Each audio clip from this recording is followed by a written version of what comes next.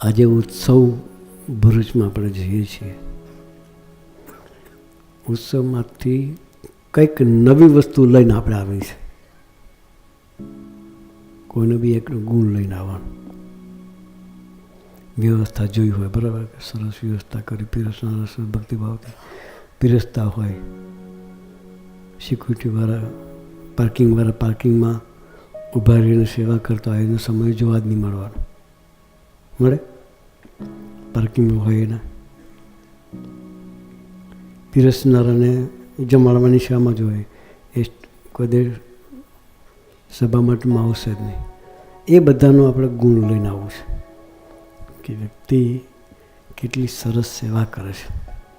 આપણે જઈએ સમયમાં કંઈક થોડું ગુણ લઈને આવવું છે. ને આવ્યા પછી આપણી સભામાં દરેકે પોતાનો પ્રસંગ પોતાની જે કંઈક લઈને આવ્યા છે શેર કરવો છે.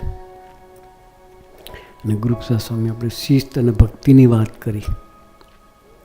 ત્યાં જઈએ એટલે વ્યવસ્થિત લાઈનમાં બેસવાનું. ઊભી લાઈન પણ વ્યવસ્થિત, આડી લાઈન પણ વ્યવસ્થિત.